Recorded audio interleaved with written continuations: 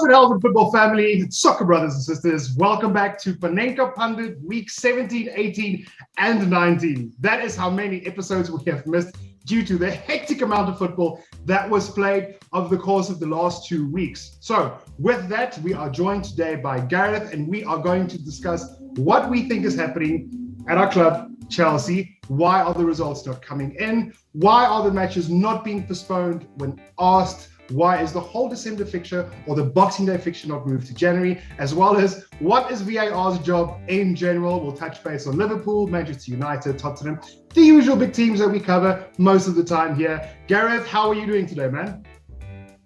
Rowan, I'm doing so well. Thank you for the opportunity to sit down with you again and talk about the sport that we love and the club that we love. December's been an absolute emotional roller coaster so far. But we're looking forward to the festive period and the fixtures that's lying ahead.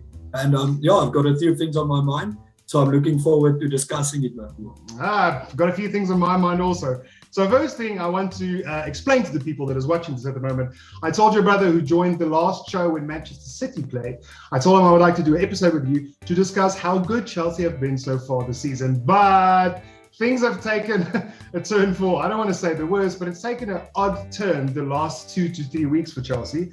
It's very strange because I, for one, can't pinpoint mistakes in the system or anything except to individual performances maybe, a lot of injuries, players coming in, especially in the last game, who's not had game time for over 8 weeks, which is Mateo Kovacic. He has to start, he has to come up with the second half. Signings like Sal Niguez is not going there, is not performing the way we expect or know him to perform. What do you think is happening at the moment? Yeah, it's a tough one. I think there's two consistencies. If you're a Chelsea fan, these two things, it's always going to happen. The first one is we're going to sign a striker for a lot of money and he's not going to score. And then secondly, we're going to do really well until December. So it seems that, it's just history repeating itself, which is happening again. I think more specifically, we've been very unlucky. I think injuries, COVID, that's really taking its toll. And individual performances, the guys just haven't been up to it lately. Yeah, that is true. So I always tell myself, I don't want to blame it on injuries too much. And even Thomas Tuchel himself said, doesn't matter about the injuries, we should go out and perform. For the fear of sounding like Jurgen Klopp, I don't want to blame this on injuries and COVID cases, but the reality is the amount of injuries and the amount of cases that has come through was horrific. Last match we played, on the bench, we only had 4 outfielders, one of them who was Mateo Kovacic, who we mentioned, did not play for about 8 weeks. Then Trevor Chalobah came fresh back from injury. He is a defender. He had to go into the holding midfield role, the double pivot. Reece James was tried there. Jorginho has been playing while he's injured there. Do you think there is something wrong with the system, or is it just the rotations are too much at the moment? There is too many players playing too much different positions. Yeah, so I was thinking about this. I think with Thomas Tuchel, we've seen a lot of rotation this season, especially. But it was good rotation. Has played a part. The rotation in the beginning was good because it was in-game management, he was praised for. And now, sorry, you could continue. So if you look at it, we've not had, the same starting lineup, starting 2 match weeks in a row the entire season. Of course, there's a lot of factors playing a part. Earlier this season, it was a good thing. We had this huge squad and everybody was getting a chance. I think now with injuries, with suspensions, with COVID and everything, we are able to cope with that, even though we've got a lot of players not active at the moment. But it was bound to catch up with us sooner rather than later. I woke up before the Wolves game this weekend, and I wasn't expecting a result. Kovacic had 1 training session, N'Golo Kante had 1 training session, Chalobah had 2 training sessions. We didn't know if the game was going ahead. When I switched on the TV and I saw the mist hanging over Molineux, I just knew they're going to play 5 at the back, and it's going to be a goal still. Exactly. I felt exactly the same way. And the Wolves result was not that disappointing to be fair with you. I mean, Liverpool just beat them in the dying minutes of the game with a fantastic strike or a smash and grab, if you can put it that way, right at the end of the game. And then also Manchester City beat them with a penalty, and they only had 10 men on the field. And we can still debate if that was a penalty or not. It is of my opinion that was not a penalty at all, but we'll get to that and the VAR discussions there. So the Wolves game didn't bother me. So from my side, I spoke to Oral a while ago and I told him, if we actually play bad football and the team does not look what it's not, it doesn't look like they know what they're doing, you can actually go and pinpoint and say, well, change the system, try this, they're too defensive, they do this, they do this. But there's 2 games that I can think of where we were really, really poor. The one was against Manchester City in the beginning, and the one I think we drew against Zenit 3-3, correct? That was it. That was the only games where I can go, we were truly poor. If you look at the West Ham game, I don't think we were the worst side, even though the scoreline was 3-2. We could have won that game easily. Individual mistakes, same with Manchester United. It was the individual mistake thing. We were the better team. Same against Everton. And I think we deserved the victory over Wolves, but they're not an easy team to beat. So I can't sit here and say there's something wrong with the system or Tuchel is losing the players or anything like that. And that's the frustrating thing, because there's not something you can put your finger on and go and fix it. You can't fix an injury. You can't fix a COVID case or something like that. So that's my opinion. I don't think anything bad is happening at the moment, even though the majority of the people feel, well, listen here, this is a two-team race from here on. It's only City and it's only Liverpool. Do you have a different opinion on that? Do you agree with me? Yeah, look, I think what differentiates this December from previous Decembers is normally it's about this time that the Chelsea fan base really, the alarm bells are ringing and, listen, something's terribly wrong. Whereas this time, it's really just, I think luck is also playing a big part. Like, it's just the drop of the ball. Things are just not quite going our way. But it does seem that Tuchel's still in control of the situation. I strongly expect Chelsea to mount a challenge. Look, we've got big fixtures coming up. January, we've got Liverpool and City. We've got the Club World Cup coming up. So we just need some time. Maybe a break would have done as well, for the players to rest and recoup a bit. I don't think it's over just yet. I just think lately, it's just not really been happening. I agree with you that the Wolves game was probably a fine result. I think, where I was a little bit disappointed was the drop points against Man United at home, against Burnley at home, against Everton at home. And that's the points that's going to come back and haunt us. Yeah, Tuchel said exactly the same thing, actually. That was the disappointing outcomes for him. He even said the Wolves one was not that disappointing, even though we had so many injuries, people coming back with one training session, people coming back with COVID. We still actually did okay, mostly in the second half. But on that note, though, do you think that the Premier League had to be put on hold, the Boxing Day week, match week 19, for the COVID-19, just to go away for a tad bit? People can recoup after that. What do you think? I'm actually a bit in two minds about the situation. From a Chelsea point of view, I think a break would have done the players well. The guys with little bit, Jorginho has been playing through injury. I'm sure there's quite a few of them with niggles to give them some time off. The guys that's only really starting to get back now, to give them time to get back into the system. So I think time would have been beneficial. Of course, the COVID cases for them to recover and to come back. On the personal side, I love the festive period, football games. Like, I want to spend the whole day on Boxing Day with a food hangover watching football. I want to watch the New Year's game. So I love the December run of fixtures. I just think as a Chelsea fan, maybe we could have done without it.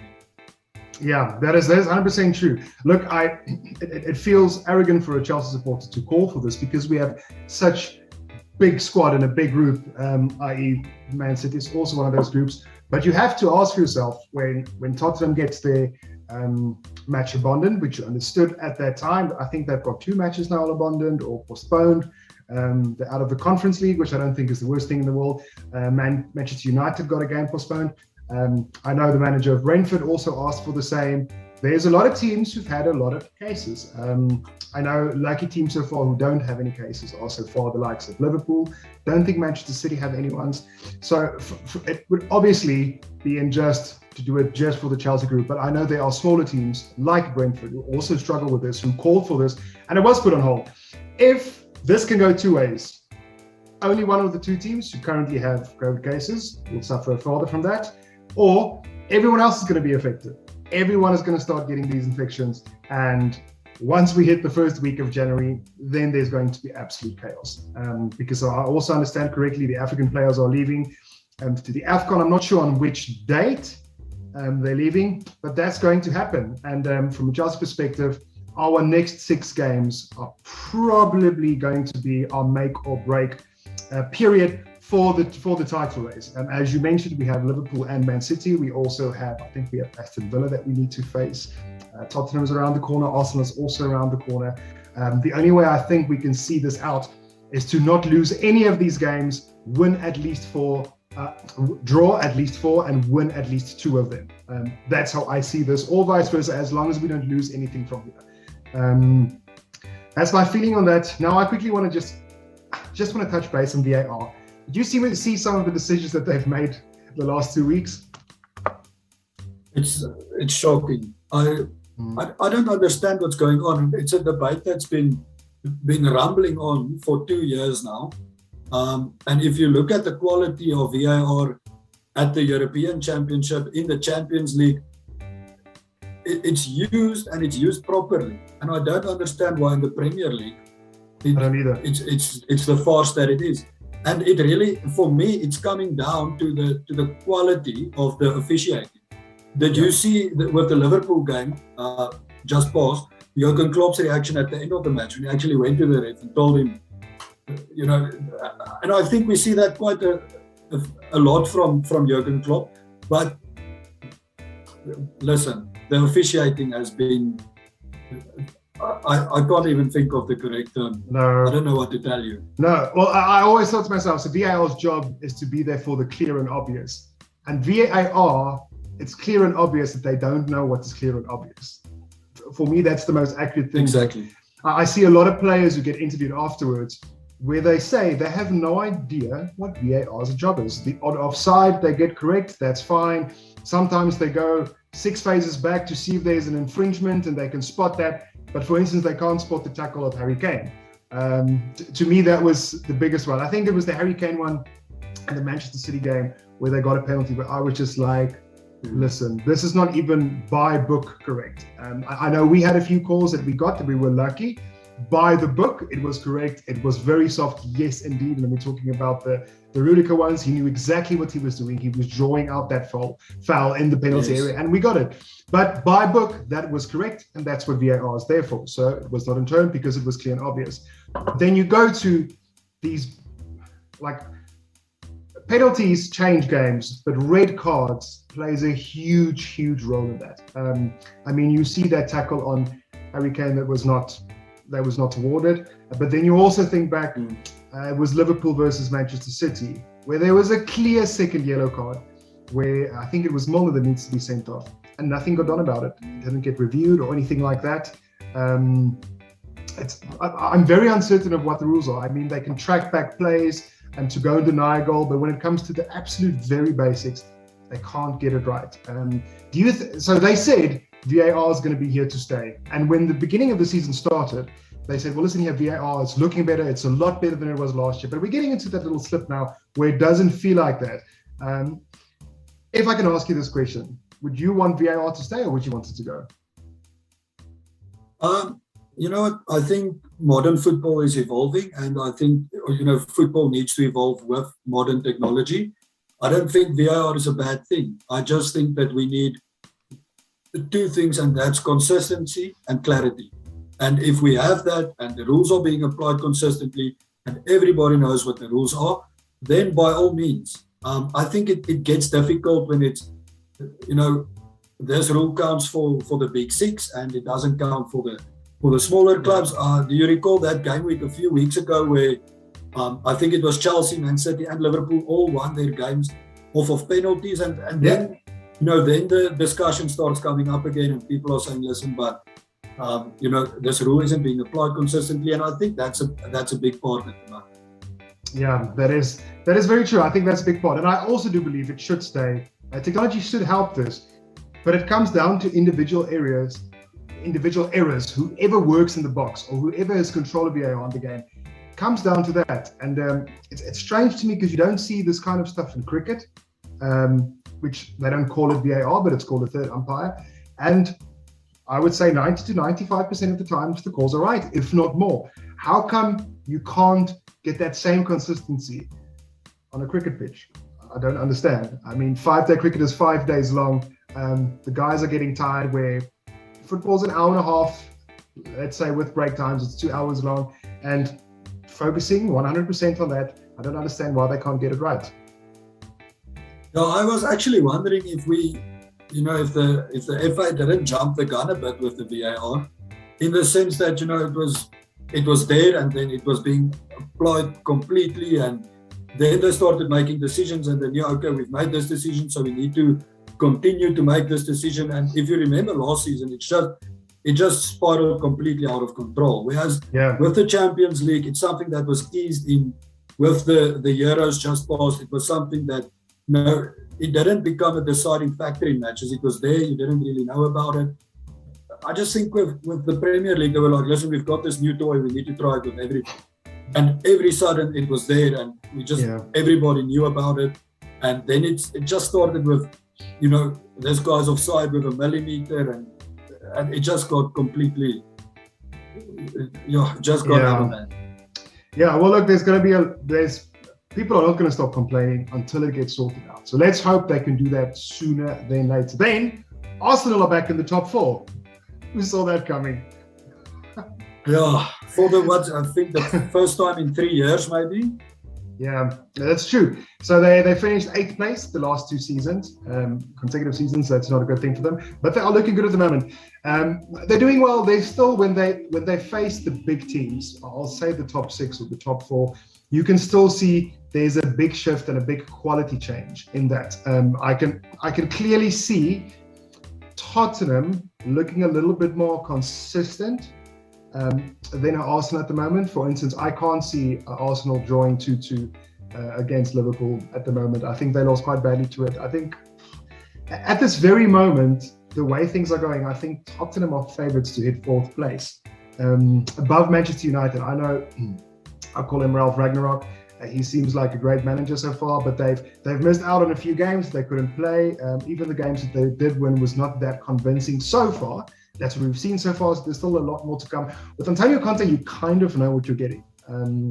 I know Harry Kane's not been in very good form, but I just think Antonio Conte is going to get that guy firing again, and Tottenham looks to be quite a consistent side. They're dropping out of the Conference League, which is not the worst thing in the world. I think that works out to their advantage.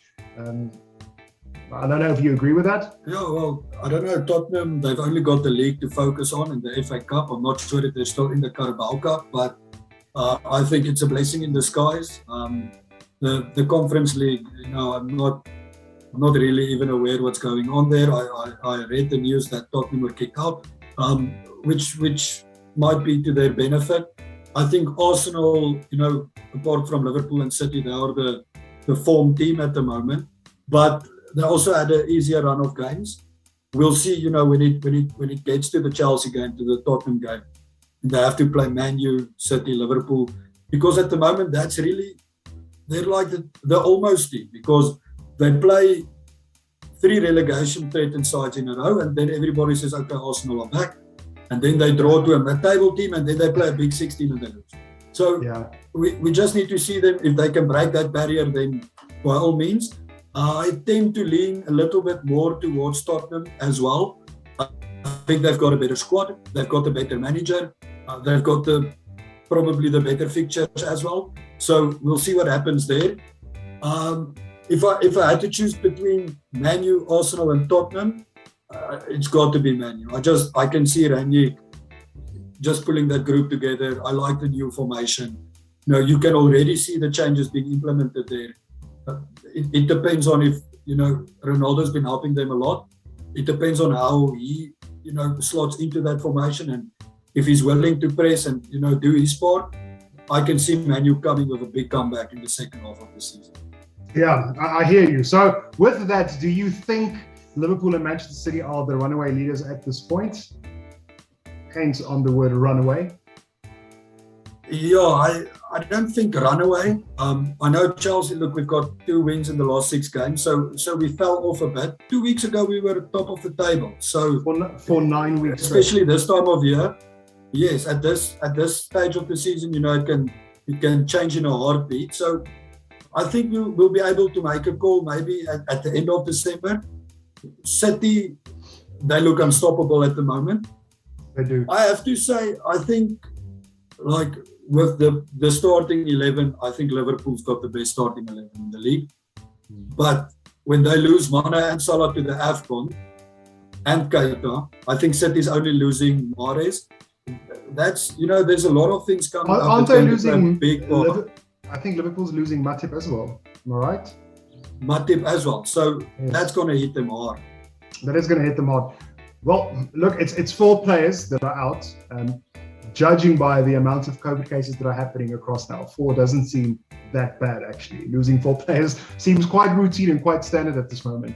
I think I'll go Manchester City. I read an interesting stat this morning. I don't know how accurate it is to say that every time Manchester City have been first by Christmas, they usually win the league. But we are still lucky. We are in the Club World Cup. We are in the Carabao Cup. We are in the FA Cup, and we still are in the Champions League. We draw Lille twice. There was hilarious memes about Roman Abramovich saying you can release the children or the family now, or something like that. I saw that.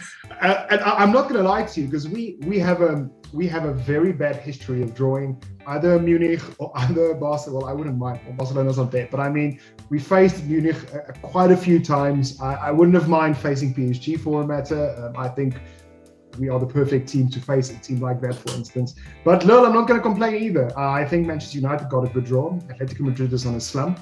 They are at the moment a one-trick pony, or they have always been. They have one way of doing things, and if it doesn't work, that's it. How unfortunately. And I was really looking forward to Manchester United and PSG, seeing Cristiano Ronaldo and Messi face off once more. But it would be an anticlimax if they do that in a quarter or a round of 16. So maybe they'll face each other on a later stadium there. Then I quickly want to ask you something about a few Chelsea players. Romelu Lukaku, do you think he's been misfiring? Because you said at the start of the show, we buy a expensive striker and then they misfire. Do you think he's been misfiring? Do you just think maybe exhaustion, COVID, injuries is playing a role in it? Maybe the combinations is not right. What is the reason for him not performing? Look, I think we can all agree, I don't think Timo Werner is going to get to the Timo Werner level that we saw in the Bundesliga, and that's because the Bundesliga tax does fool us. Every time a Bundesliga player comes here, they're not on the form they are supposed to be, or they don't perform like we expect them to. So do you think there's a problem with Romelu Lukaku? Do you think it's a group thing? What do you think happens there? Yeah, so I think with Chelsea, something that we've been seeing a lot, especially recently, is that there doesn't seem to be a link between the midfield and the attack. Lukaku hasn't played for what seems to be weeks and months, and I can't remember the last time he started for. So if he does play, he gets 20 minutes where we are behind or we are on draw level. So he doesn't come in when we're actually winning and he can be free or however, but yeah. So yeah, I think that injury just came at a bad time. I trust Tuchel. I don't think he's not playing Lukaku because Lukaku's not good enough. I just think that Lukaku's not quite there yet. I'll always trust Tuchel in his opinion and his player management, because I think he deserves that. He's proven himself with that. Werner, I'm sorry, but it's just not coming off for him. I actually was really looking forward to Lukaku and Werner, both of them up front. Everyone was. Havertz or somebody behind them, or Mount. It doesn't work. And maybe then it's time to actually consider the formation, because something that I did pick up regarding this Chelsea squad is I feel we've got a lot of players that are being hampered by the formation. The squad, are reaping the benefits. Our defense has been fantastic, not recently, but throughout the season. I just feel, especially our widemen, Pulisic and Ziyech, they're not benefiting from this formation. I'm not sure if Lukaku is. I'm not sure if Werner is. Havertz and Mount seem to be fine, but a lot of our attacking options are not reaping the rewards. And that might be something that Tuchel needs to consider. Do we give up that defensive solidity to create the chances further up front? Because scoring goals has always been the problem at Chelsea. I think with our XG this season, we're not even in the top 4. So, yeah. and that's something we need to consider. I think we've underperformed our XG 80% of the games. It's a stat I read. So, for instance, against Everton, the XG was 3.54. We scored 1 goal. So if you're expected to score 3.5 goals and you only score 1 goal, that is a big problem. But also, to be fair, I think Werner and Lukaku only played about 2 or 3 games together, if it's even that much. I think it's going to take time. I think Lukaku is good enough to play in any formation, whether it's holding someone, whether it's receiving the ball in the box, in the air, whether it's on the run, on the shoulder of someone. I think he's good enough to do all those things. But I think you're right. I think it's around them that we don't really know what happens. But my preferred feeling would be, or my preferred front three would be Mason Mount, Kai Havertz, and then Romelu Lukaku. And then I believe Kai Havertz and Timo Werner can switch or rotate as much as possible because they give you 2 completely other elements. But I believe, for instance, Mason Mount is the missing link when it comes to midfield and attack. And he shouldn't be a winger who tries to run off the shoulder because that's not his strong point. He's very good at getting the key pass in, winning the ball back. Who do you think so? Well, that was just my opinion, but who do you think would be our best front three? Yeah, so I've given this a lot of thought. I still think that if there was a way to fit Mount, Havertz, Werner, and Lukaku into the same formation, that would be amazing. But then it comes at a cost, So if we're going to stick with this formation, it's definitely, like you said, Havertz and Werner, swapping in and out. Mount needs to be there. He's my favorite Chelsea player at the moment. I love him. And Lukaku, I think when he gets into gear, and he gets back that form and he really starts getting match fit, we just need somebody to supply him. I'm going to say it again. If there was a way to get the most out of Pulisic and Ziyech, which you're not getting in this formation, if we play a 4-2-3-1, we've got Lukaku up top, Mount, Pulisic, Ziyech. There's the creativity. There's the chances that Lukaku needs. But I'm not an expert. Tuchel is the expert, so I'll trust his judgment.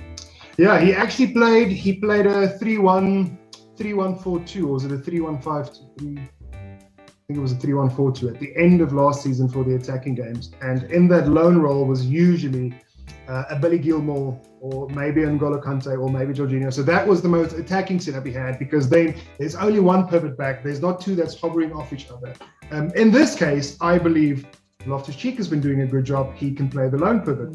Or now he can be the extra midfielder when whoever, I hope Declan Rice comes. I mean, if Declan Rice comes, it feels like we can sacrifice one defensive midfielder for an offensive one. So there's a lot of things that can happen. But look, ultimately, we can't be sitting here naming all these players and then saying there's a problem.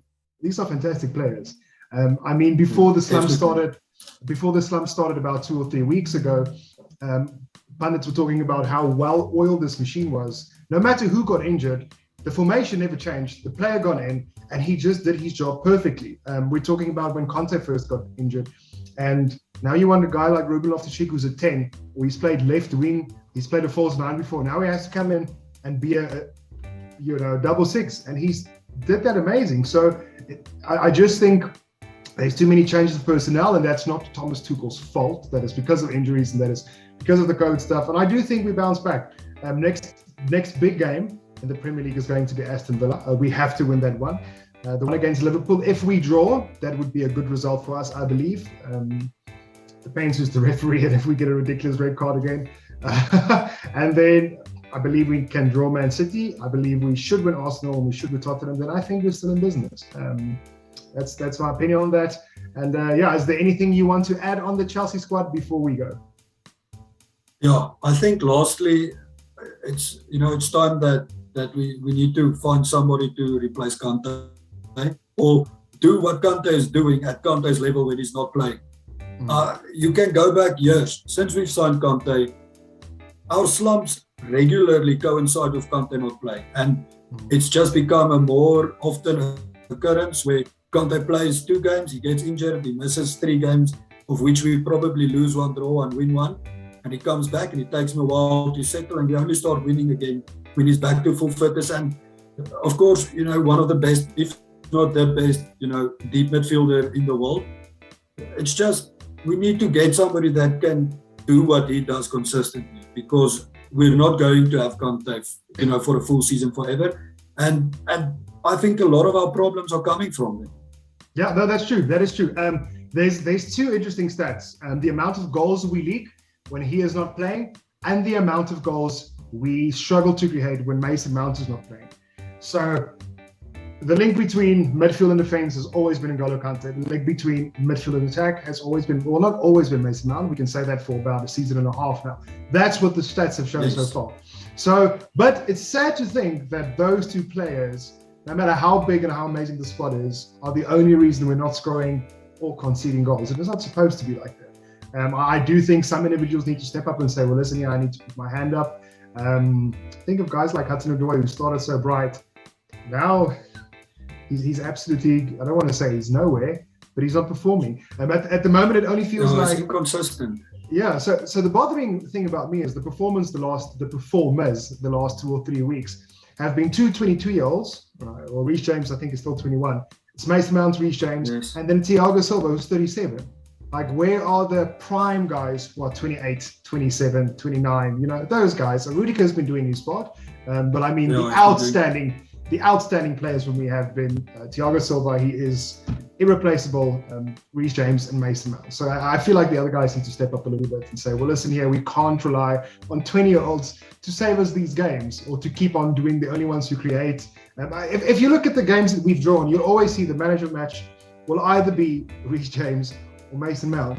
Right? But that's ridiculous. Out of a drawing game, it's every time those guys. And if I was a seasoned professional, if you can put it that way, and I'm like, sure, but this includes, I'm a big fan of Lukaku, but I just think to yourself how that must feel. Think to yourself, Timo Werner is 24, he's not a seasoned professional, but Ziyech is also one of them. He's 27, 28 now. So I think it's an individual thing. Thomas Tuchel has said that. I'm not seeing any problems so far. So let's hope everything gets better from here. You agree? Yeah, we can only cross fingers and hope for the best. But I've got full trust, and I know we're coming back. Yeah, no, I've got full trust in it. But at the moment, I have to say, I think the favourites are going to be Manchester City, just because of the amount of goals that they score. I know Liverpool score a lot of goals also, but they concede considerably more than Manchester City also. So in that sense, I'm sorry, your brother is getting the upper hand on this one again. But that does not mean we can't win Champions League again. So we'll see how that pans out for us. No. So later, guys, if things do not go our way, we will probably be here back in January discussing how horrible time we are going through. But until then, you guys enjoy the festive period, enjoy the Boxing Day football. See you guys soon, and always remember to trip the keeper.